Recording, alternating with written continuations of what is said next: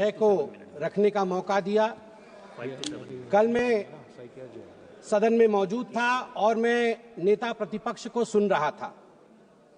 नेता प्रतिपक्ष ने कहा कि अगर हम इंडी अलायंस की सरकार बनाते तो हमारा भाषण किस प्रकार का होता, उस भाषण के विषय में आज मैं संबोधन करूंगा। यहां सभी गणमान्य लोग बैठे हुए हैं, हिंदी समझते हैं और हिंदी में एक मुहावरा है, अगर चाची की मूंछ होती तो वो चाचा कहलाती, अगर चाची की मूंछ होती तो वो चाचा कहलाती, अब चाची की मूंछ नहीं है तो वो चाचा नहीं हो सकती। तो ये इंडी अलायंस की सरकार बनेगी और फिर वो भाषण लिखेंगे और वो भाषण हमें सुनाएंगे, यह मौका कभी आने वाला नहीं है। और वैसे सभापति महोदय, ये कोई बोल रहा है चाची 420, वैसे ये शब्द प्रयोग करना शायद प्रतिबंधित होगा, मगर सबसे महत्वपूर्ण विषय है कि ये इंडी अलायंस क्या है। अभी दिल्ली के चुनाव चल रहे हैं, कल दिल्ली का चुनाव है। अब इंडी अलायंस को लेकर किस प्रकार की भ्रामक स्थिति बनी हुई है आप देखिए। नाम लेना मना है, इसलिए बिना नाम लिए ही मैं बता देता हूं। टी शर्ट और मफलर के बीच लड़ाई चल रही है। टी शर्ट भी इंडी अलायंस में है और मफलर भी इंडी अलायंस में है। और टी शर्ट ने भाषण दिया है, पटपड़गंज में मैं भाषण को पढ़ के सुना रहा हूं। टी शर्ट ने कहा है, टी शर्ट हाँ उसी पे है, दिल्ली भी भारत में आता है। टी शर्ट ने कहा है, उन्होंने एक नई तरीके की राजनीति की बात की थी, माने मफलर ने, उन्होंने एक नई तरीके की राजनीति की बात की थी। खंबे पर चढ़ गए थे स्वेटर पहनकर, छोटी सी गाड़ी में आया था। कौन सी गाड़ी थी, कौन सी गाड़ी थी, एल्टो थी, तो किसी ने पीछे से कहा नहीं वैगनार, वैगनार, अच्छा वैगनार से आए थे। और सीधे शीश महल में जाके पार्किंग हुई है उनकी, सीधे शीश महल में। सबसे बड़ा घोटाला शराब घोटाला किया है, ऐसा नेता प्रतिपक्ष ने आम आदमी पार्टी के लिए भरे सभा में कहा है। और मफलर भी पीछे नहीं हटे, मफलर ने भी अटैक किया है।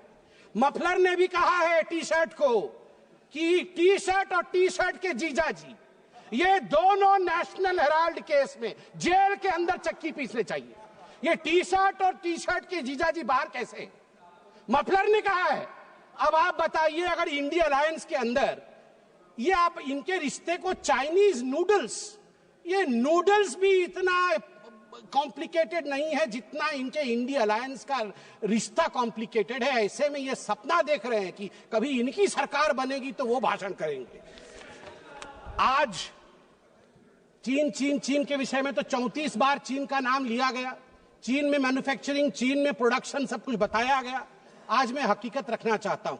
सभापति महोदय, अटल बिहारी वाजपेयी जी की सरकार, मैं कागजात लेके आया हूं मैन्युफैक्चरिंग का। चीन की मैन्युफैक्चरिंग की बड़ाई कर रहे थे आदरणीय राहुल जी। 2004 में अटल बिहारी वाजपेयी जी के कार्यकाल में India China bilateral trade had set a new record with a total trade touching $13.6 billion and India was enjoying a comfortable trade surplus of $1.75 billion। India का ट्रेड सरप्लस था, हम एक्सपोर्ट ज्यादा कर रहे थे, इंपोर्ट कम कर रहे थे, $1.7 बिलियन अधिक कमा रहे थे।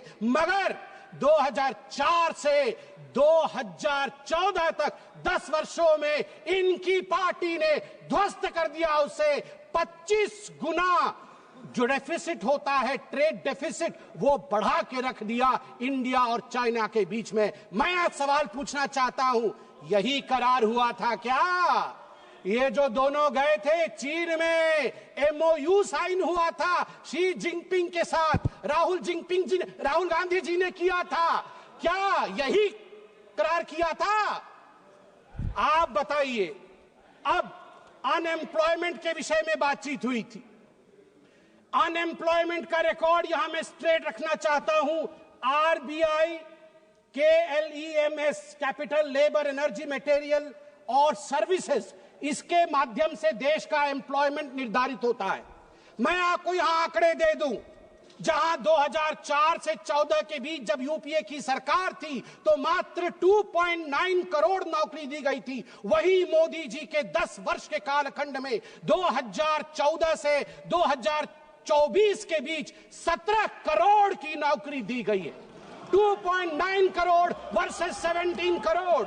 यूपीए की कार्यकाल में एम्प्लॉयमेंट का ग्रोथ रेट मात्र 6% था और वही मोदी जी के कार्यकाल में 10 वर्षों से एम्प्लॉयमेंट का रेट 6% से बढ़ के 36%, 36% हुआ है। और कल राहुल गांधी बोल रहे थे कि यूपीए भी फेल हुई, एनडीए भी फेल हुई। अरे राहुल जी, यूपीए तो फेल हुई, आप फेल हुए मतलब यूपीए, वो आप जो है वो 8 तारीख को फेल होगी। आप तो फेल हुए ही हुए हैं, मगर हम डिस्टिंक्शन के साथ पास हुए हैं, डिस्टिंक्शन के साथ।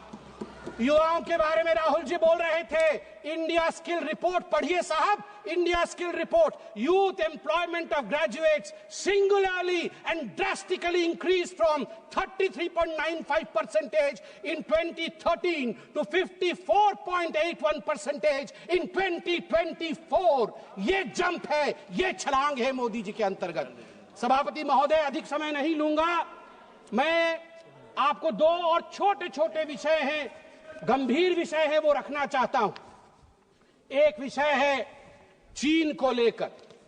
चीन को लेकर कहा गया कि आर्मी और प्रधानमंत्री के बीच कहीं ना कहीं संबंध खराब है।